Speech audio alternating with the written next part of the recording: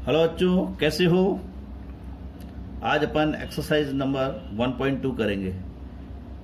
इससे पहले दो वीडियो में आपने इंट्रोडक्शन और एक्सरसाइज 1.1 देखी होगी।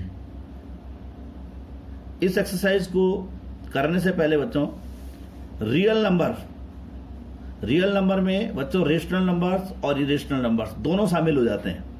ध्यान रखिए, जब रेशनल नंबर और इरेशनल नंबर को अपन कंबाइन कर लेते हैं तो अपने को कौन से नंबर प्राप्त होते हैं बच्चों? रियल नंबर, जिसको किससे रिप्रेजेंट करते हैं अपन? कैपिटल आर से।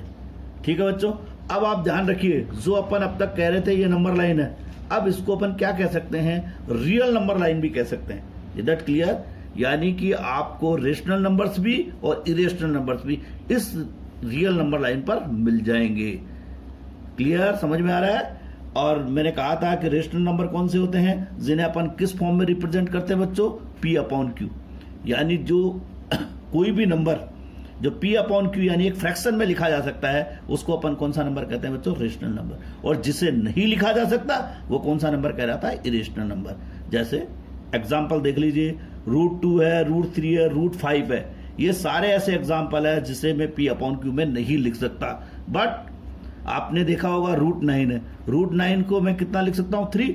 और 3 को तो आपको पता है मैं 3/1 लिख सकता हूं। तो ये तो P/Q हो गया। इसलिए जो √9 है ये तो कैसा नंबर है बच्चों? Rational number. जबकि √2, √3, √5 यानी जिसका ये रूट से बाहर नहीं आ सकते, इसे कौन से नंबर कहते हैं? Rational number. क्लियर हो गया? तो आपको जो इंपॉर्टेंट चीज ध्यान में रखनी है वो ये है कि रियल नंबर अब बहुत बड़ा सेट हो गया है, यानी इसमें रेशनल नंबर्स भी आ गए और इरेशनल नंबर भी आ गए। Is that clear? देखिए, अपने को इस एक्सरसाइज में पाइथागोरस थ्योरम को भी समझना होगा बेटे। पाइथागोरस थ्योरम के लिए क्या होता है बच्चों? एक राइट एंगल ट्राइंगल होता है। ये आप डायग्राम देख रहे हैं, एबीसी एक राइट एंगल ट्राइंगल है जिसमें एंगल भी 90 डिग्री है। Is that clear? इस एंगल भी जो 90 डिग्री है उसके अपोजिट साइड जो होती है इसको हाइपोटेन्यूस कहते हैं। और जो ये एक परपेंडिकुलर है और एक ये इसका क्या है? बेस है। Is that clear? और जो तीनों में रिलेशन होता है वो ये होता है h² = p² + b²। Is that clear? और इसको अगर रूट ले लें अपन बोथ साइड्स का तो h = √p² + b², जिसका यूज अपन आगे करेंगे। इज दैट क्लियर बच्चों? अब आपको मैंने रियल नंबर्स बता दिए। रियल नंबर्स में कौन से आ गए? जो रेशनल नंबर्स भी है और इरेशनल नंबर्स भी। लेकिन कुछ नंबर ऐसे होते हैं बच्चों जो रूट में माइनस में आ जाते हैं। जैसे ये -1 है, रूट लगा हुआ है, स्क्वायर रूट, √-2, √-3, ये सब इमेजिनरी नंबर्स कहलाते हैं, जिसकी चर्चा आगे की क्लासों में आप करेंगे। आइए अब अपन करते हैं 1.2। ठीक है बच्चों? इसका क्वेश्चन नंबर 1 क्या कह रहा है बच्चों? State whether the following statement are true और फॉल्स। ट्रू और फॉल्स। Justify your answer. अपने को ये बताना है, ये जो 3 इसके पार्ट है कि ये ट्रू है या फॉल्स है। अगर आपके ट्रू या फॉल्स करने से काम नहीं चलेगा बच्चों, इसका अपने को रीजन भी देना है कि ये ट्रू है तो क्यों है, फॉल्स है तो क्यों है। ठीक है बच्चों? क्वेश्चन नंबर 1 करेंगे। क्वेश्चन नंबर 1 कह रहा है बच्चों, state whether the following statements are true और फॉल्स, जस्टिफाई योर आंसर। यानी अपने को इसको पढ़कर ये बताना है बच्चों कि ये स्टेटमेंट है, ये ट्रू है या फॉल्स है, राइट? और फिर अपने को रीजन भी देना है। Every irrational number is real number. आप जानते हैं कि रियल नंबर का ही पार्ट इरेशनल नंबर होता है, क्योंकि रियल नंबर में रेशनल नंबर्स भी होते हैं, इरेशनल नंबर्स भी होते हैं। तो ये तो बिल्कुल ट्रू है। तो ट्रू के बाद अपने को केवल इसकी डेफिनेशन लिखनी है। Is that clear? तो अपन लिख देते हैं ट्रू, और उसके बाद जो रियल नंबर्स की डेफिनेशन है वो लिख देते हैं। Real number, is that clear? Real number में क्या क्या आ जाते थे बच्चों? दोनों आ जाते हैं। तो दो अपन परिभाषा इसकी डेफिनेशन लिख देते हैं, of rational and irrational numbers. Is that clear? समझ में आ रहा है आपको? यानी अपन ने केवल इसकी डेफिनेशन से क्लियर हो गया कि जो रियल नंबर है ये किस किस से बना है? रेशनल नंबर भी और इरेशनल नंबर है। तो जितने भी रेशनल नंबर्स होंगे सारे के सारे कैसे होंगे बच्चों? रियल नंबर्स होंगे। क्लियर हो गया? चलिए सेकंड पार्ट करते हैं इसका।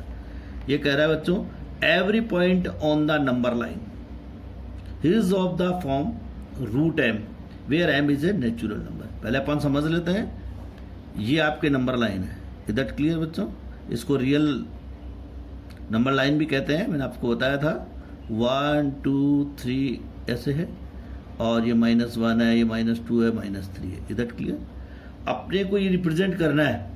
ये कह रहा है बच्चों कि इस पर जो भी नंबर है उसको किस में रिप्रेजेंट करना है, रूट एम की में, इज दैट क्लियर? और एम क्या है आपका, नेचुरल नंबर। आप जानते हैं कि अगर एम नेचुरल नंबर है तो कहां से शुरू होगा, 1 2 3, आपको पता है सारे पॉजिटिव नंबर्स होते हैं, और पॉजिटिव नंबर्स का रूट कभी भी क्या नहीं आ सकता बच्चों, नेगेटिव नहीं आ सकता, इज दैट क्लियर?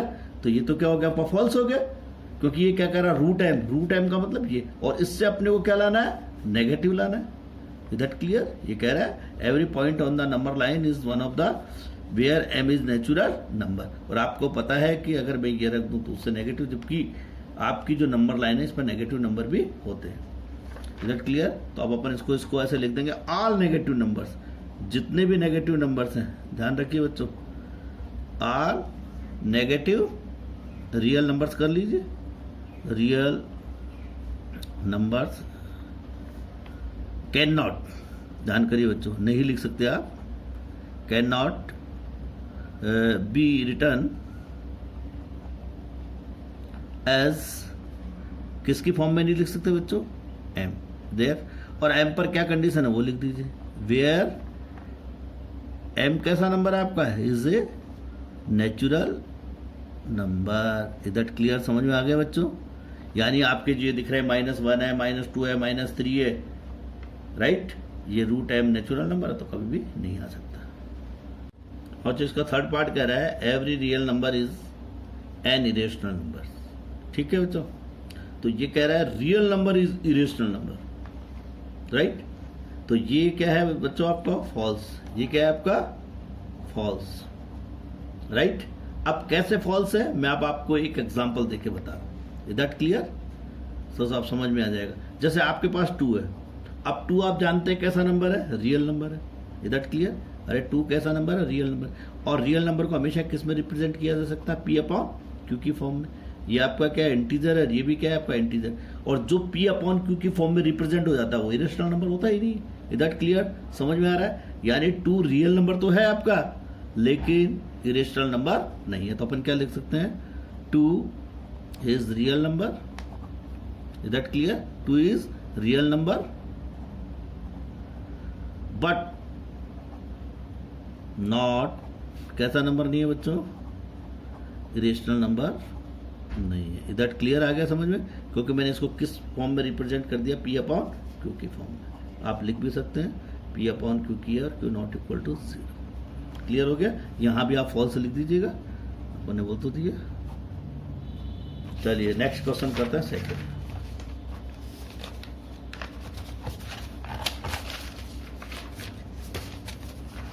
ये कह रहा है, क्वेश्चन नंबर सेकंड है, are the square roots of all positive integers irrationals, is that clear? ये कह रहा है जितने भी पॉजिटिव इंटीजर्स है उनका स्क्वायर रूट कैसा है, इरेशनल नंबर। अब अपने को ये बताना है कि ये यस या नो में जवाब देना है, इज दैट क्लियर? तो पहले तो आप समझ लीजिए बच्चों, मैं आपको बता रहा हूं, इधर देखिए 1 2 3 4 5 6 7 8 9 डॉट डॉट कर दीजिए। ये सारे के सारे कैसे हैं, पॉजिटिव इंटीजर्स हैं। पॉजिटिव इंटीजर्स का मीन है सारे के सारे नेचुरल नंबर्स हैं। अब अपने को क्या करना है, इनका स्क्वायर रूट लेना है। तो स्क्वायर रूट 1 का ले लेते हैं, 2 का ले लेते हैं, 3 का, 4 का, 5 का, 6 का, 7 का, 8 का और 9 का। आगे चल 1 का स्क्वायर रूट 1 हो जाएगा बच्चों, इसका होगा नहीं, ये √3 ऐसे रहेगा, इसको भी अपन 2 लिख सकते हैं, √5, √6, इज दैट क्लियर बच्चों? ये चलता जाएगा और फिर 9 का कितना हो जाएगा, 3, इज दैट क्लियर? समझ में आ रहा है बच्चों? आपको आया समझ में? ये हो गया, ठीक है। अब अपने को क्या करना है बच्चों, ये कह रहा है square root of all positive integers irrational, is that clear? आपको पता है ये इरेशनल है, बिल्कुल ठीक है, ये इरेशनल है, लेकिन 2 1, देखिए इधर देखिए बच्चों 3, ये सारे कैसे नंबर्स हैं? ये सारे के सारे रेशनल नंबर हैं, इरेशनल नंबर नहीं है। जबकि ये कह रहा है जितने भी स्क्वायर रूट लूंगा मैं सारे के सारे पॉजिटिव, वो कैसे आने चाहिए थे आपको? इरेशनल। तो ये क्या हो गया बच्चों? नो। Is that clear? और अपन एक एग्जांपल दे सकते हैं। फॉर एग्जांपल ये वाला ले लेते हैं, ज़्यादा ठीक है। √4 है, √4 का स्क्वायर रूट कितना है बच्चों? 2 है, और 2 कैसा नंबर है? हिज, बताइए, रेशनल नंबर। समझ में आ रहा है? यही अपने से कह रहा है, given example of square root. Is that clear? चलिए next question number 3।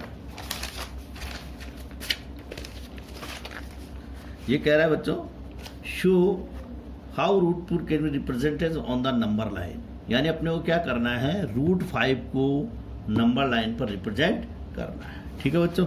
Number line आप जानते हैं, नंबर लाइन कौन सी होती है? ये देखिए, तो नंबर लाइन आपकी ये होती है बच्चों। ठीक है, ये देखिए। तो सबसे पहले तो अपन क्या करते हैं बच्चों, आपको याद होगा मैंने इस शुरू के चैप्टर में बताई थी Pythagoras theorem. Is that clear? तो √5 को अपने को क्या करना है? जैसे कोई भी आपका नंबर है, इरेशनल नंबर, उसको नंबर लाइन पर रिप्रेजेंट करना है। तो सबसे पहले क्या कर लीजिए बच्चों, इसका बेस 1 बना लीजिए। Is that clear? तो 1 बेस जब बन जाएगा तो कितना रहा आपका रिमेनिंग? यानी √5 को मैंने क्या किया? 2 पार्ट्स में तोड़ दिया, 1 और 4। Is that clear? अब देखिए 1 किसका स्क्वायर हो जाएगा? 1 का स्क्वायर, कोई फर्क नहीं पड़ेगा। लेकिन 4 को मैं किसका स्क्वायर लिख सकता हूँ? 2 का स्क्वायर लिख सकता हूँ। Is that clear? समझ में आ रहा है? और अब अगर आपको याद होगा पाइथागोरस थ्योरम मैंने बताया था, h इक्वल टू क्या होता है? √p² + b²। याद आया आपको? तो p की वैल्यू कितनी हो गई बच्चों? 1, और b की वैल्यू कितनी हो गई? बेस की वैल्यू कितनी हो गई? 2। यानी परपेंडिकुलर हमेशा अपने को कितना यूनिट लेना है? 1 यूनिट। अब इसको ड्रॉ करें अपन, तो सब दैट क्लियर? लाइए,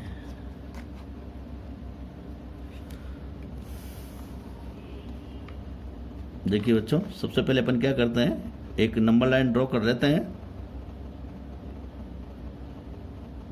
ये आपके नंबर लाइन ड्रॉ हो गई है। Is that clear?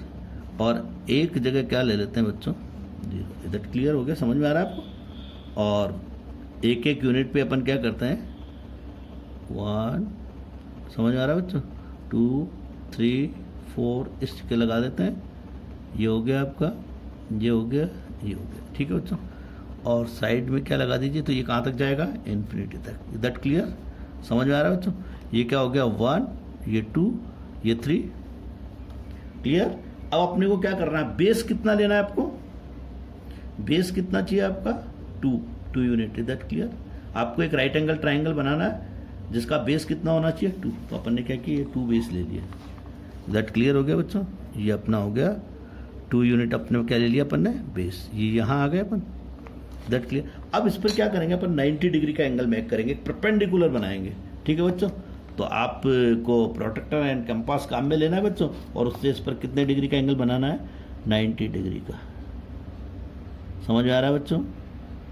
ये 90 डिग्री का अपन ने एंगल बना दिया। That clear? अब इसमें से अपना जो परपेंडिकुलर है वो कितना यूनिट है? 1 यूनिट। तो 1 यूनिट अपन क्या करते हैं? इसमें से कट कर लेते हैं। ठीक है बच्चों? बेस अपन ने कितना लिया?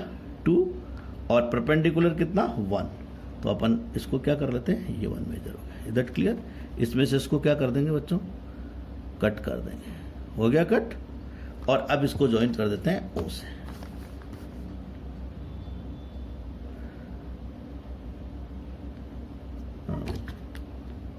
इसको O से ज्वाइन कर दिए। Is that clear? इसको बच्चों अपन नाम दे सकते हैं, इसको A बोल सकते हैं। Is that clear? इसको क्या कह सकते हैं? B कह सकते हैं। तो ये राइट एंगल ट्राइंगल हो गया जिसका बेस कितना है बच्चों? 2, और परपेंडिकुलर कितना है? 1। ये दिख रहा है? तो अब इसका जो हाइपोटेन्यूस आएगा ये वाला, ये किसके बराबर आएगा? √5 के। Is that clear? समझ में आ रहा है बच्चों? बनाना आया? सबसे पहले अपन ने क्या किया? लंबा लाइन ड्रॉ की, उसके बाद 2 यूनिट इधर ले लिया, 2 सेंटीमीटर ले लीजिए, ज़्यादा अच्छा है। राइट? इस ए पर क्या कर दीजिए? परपेंडिकुलर 90 डिग्री का एंगल बना दीजिए, बना देंगे। उसमें से 1 सेंटीमीटर कट कर लीजिए। कर लिया बच्चों? इसको इससे ज्वाइन कर दीजिए। ये OB है, इसकी वैल्यू कितनी है बच्चों आपके पास? OB की वैल्यू कितनी है? √5। अब अपने को क्या करना है, इसको नंबर लाइन पर लाना है, नंबर लाइन को रिप्रेजेंट करना है। तो आप क्या करेंगे बच्चों, यहाँ से एक आर्क लगाएंगे, इज दैट क्लियर, √5 सेंटीमीटर का, इज दैट क्लियर, √5 हो गया ये, और यहाँ से लगाएंगे। तो ये देखिए नंबर लाइन पे कट कर रहा है बच्चों, देखिए ये नंबर लाइन पर कट कर रहा है। तो अपन ने क्या क्या वैल्यूज दे दी, O लिख दिया, A लिख दिया, B लिख दिया। इसको अपन चाहे तो कुछ भी नाम दे सकते हैं, इसको C दे दीजिए। ये दिख रहा है आपको, ये कौन सा C है, और ये ध्यान रहे ये A है, दैट क्लियर। तो यहाँ से यहाँ तक की जो डिस्टेंस है, O से लेकर C तक की डिस्टेंस ध्यान रहे, ये कितनी हो गई बच्चों, तो OC कितनी आ गई बच्चों अपने पास, √5। समझ में आ रहा है कैसे बनाया अपन ने। सबसे पहले एक लंबा लाइन ड्रॉ कर ली, उसके बाद OA 2 सेंटीमीटर ले लिया बच्चों, फिर इस परपेंडिकुलर बनाया, उसमें से कितना कट किया अपन ने, 1 सेंटीमीटर। फिर एक राइट एंगल ट्राइंगल बन गया, और इस राइट एंगल ट्राइंगल का जो हाइपोटेन्यूस है, राइट, अकॉर्डिंग टू पाइथागोरस, ये वैल्यू आ गई। ये आर्क अपन ने आर्क लगाया, ये यहाँ आ गया, ये इसकी वैल्यू हो गई। थैंक यू इसकी